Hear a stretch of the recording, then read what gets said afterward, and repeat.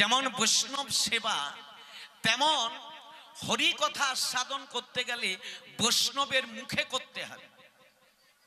এই কথাটা মাথায় রাখবেন।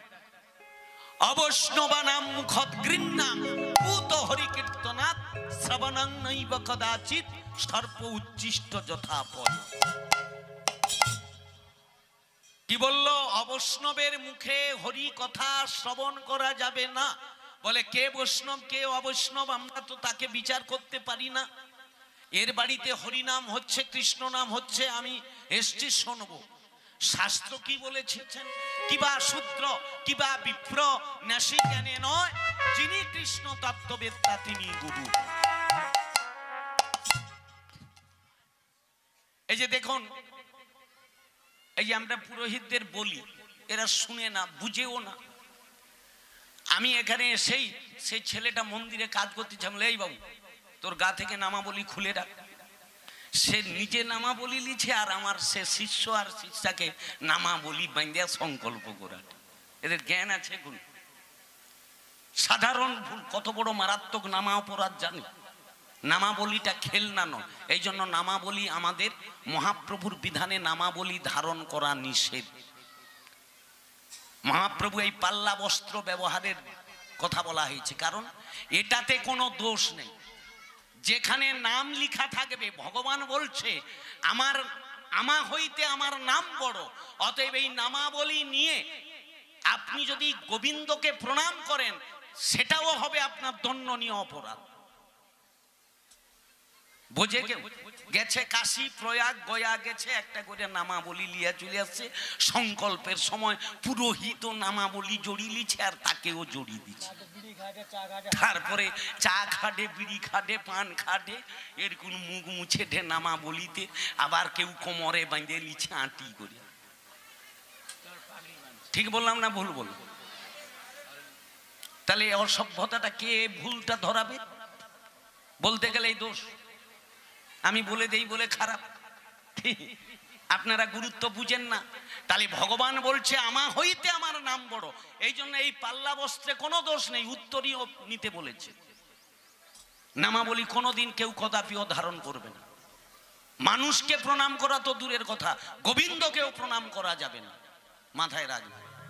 তারপরে পায়ে হাতে টাতে পায়ে পড়ছে, নাম লেখা আছে, অপরাধ হবে। এই জন্য নামাবলী আমাদের কোনো দেখেছেন কোন বৈষ্ণব জগতে এত গোসাই পণ্ডিত বিদ্বান কেউ নামাবলী নিয়েছে দেখছেন? তাহলে এরা কি করছে? এদের কোনো গুরুত্ব আছে? কাণ্ডজ্ঞান আছে? সাধারণ যাদের এই জ্ঞানটা যাদের নাই, সে কি হরি পূজা করবে? হরিকে যারা মানে না, হরির নামকে যারা মানে না, তুচ্ছ জ্ঞান করে, সে কি হরি মন্দির অভিষেক করবে?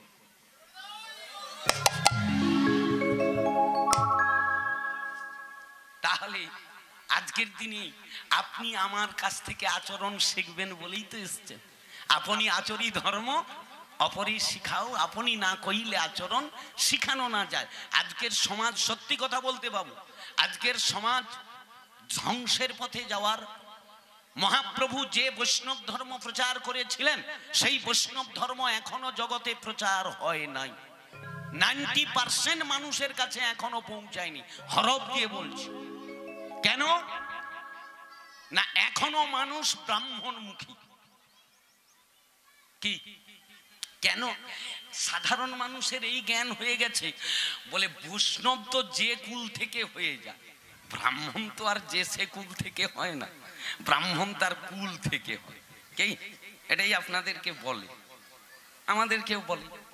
কিন্তু ব্রাহ্মণ যে বর্ণ আর বৈষ্ণব যে বর্ণ নহে, এ জ্ঞান তো ব্রাহ্মণ কি বর্ণ? কটি বর্ণ বলুন? 10টা 8টা না। ব্রাহ্মণ কটি? বর্ণ কটি? 26টি। 12টি স্বরবর্ণ ব্যঞ্জন বর্ণ। হ্যাঁ, একটাই 26টা আর একটাই 12টা। হ্যাঁ হ্যাঁ, সে বাবু হাত তুলছে সেখান থেকে। হ্যাঁ ঠিক, বর্ণ হচ্ছে 4টি। চতুর্বর্ণ, এ বর্ণ মানে এ স্বরবর্ণ ব্যঞ্জন বর্ণ নয় মা, এ বর্ণ হচ্ছে চারটি বর্ণ, চতুর্বর্ণময় সৃষ্ট গুণ কর্ম বিভাগ। চারটি বর্ণ, ব্রাহ্মণ, ক্ষত্রিয়, বৈশ্য, শূদ্র। তাহলে চারটি বর্ণ, এই চারটি বর্ণের মধ্যে বৈষ্ণব নেই। এটা সাধারণ মানুষ জানে না। বৈষ্ণব কি বলছেন, যে সে বৈষ্ণব হয়ে যাবে। হ্যাঁ, অত সোজা নাকি? বৈষ্ণব হইতে মোর ছিল বড় সাধ, ত্রিনাদপি পাঠে মোর পড়ে গেল বাদ।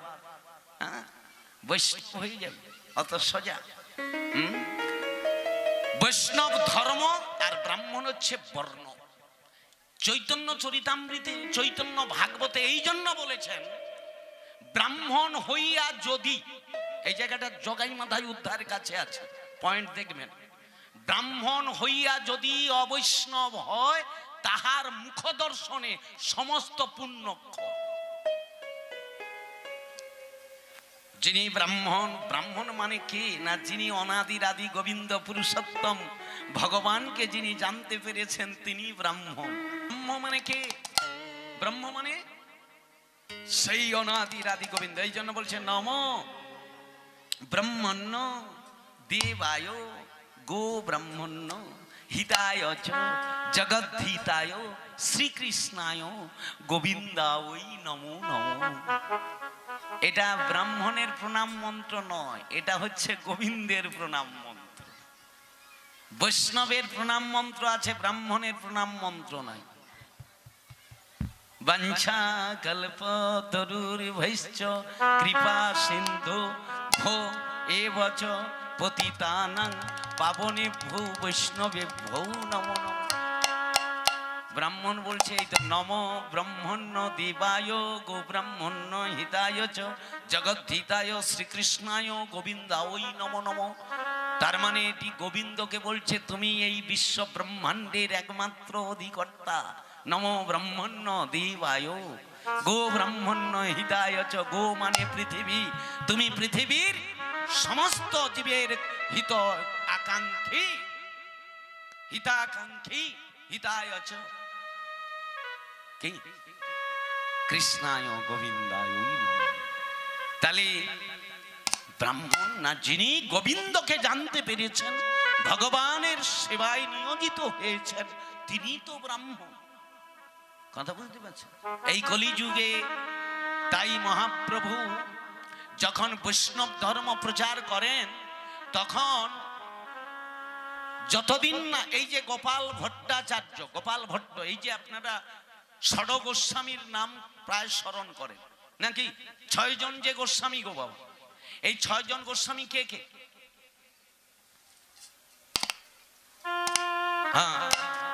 আহা শ্রী রূপ শ্রী সনাতন ভট্ট রঘুনাথ, সনাতন ভট্ট রঘুনাথ, শ্রীজীব গোপাল ভট্ট দাস রঘুনাথ, শ্রীজীব গোপাল ভট্ট দাস রঘুনাথ।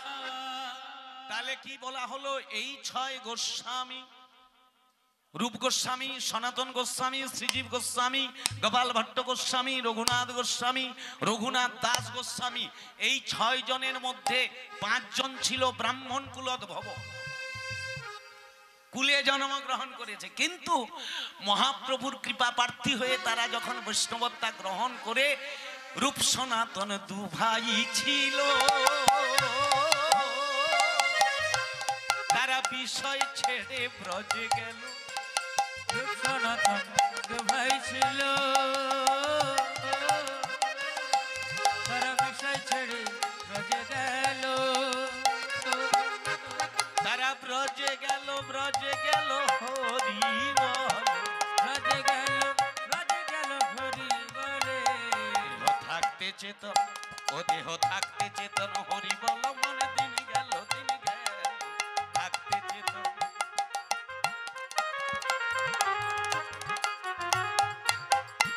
রূপ সনাতন, এই রূপ এবং সনাতন এরা ব্রাহ্মণ কুলোদ্ভব ছিল।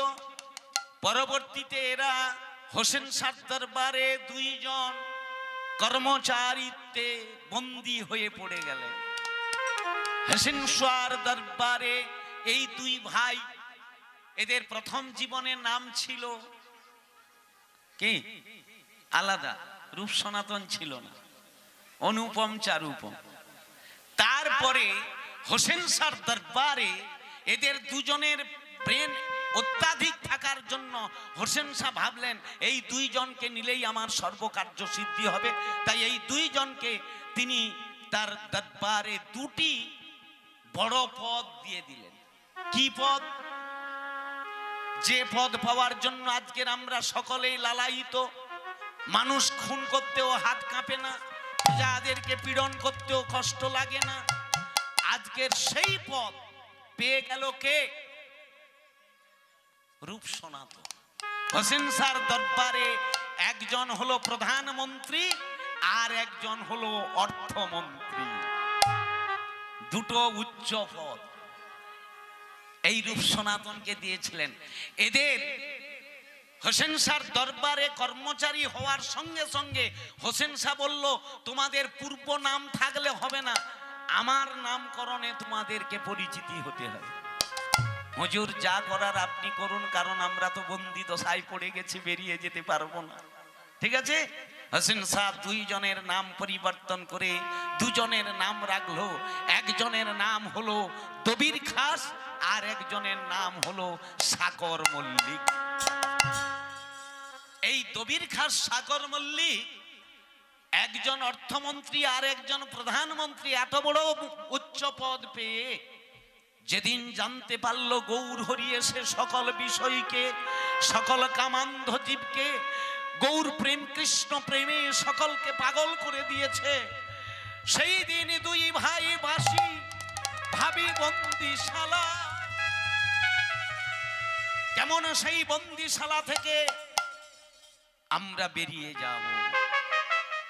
তাই বাবা, এই যে রূপ এবং সনাতন, বয়সে কিন্তু সনাতন বড়,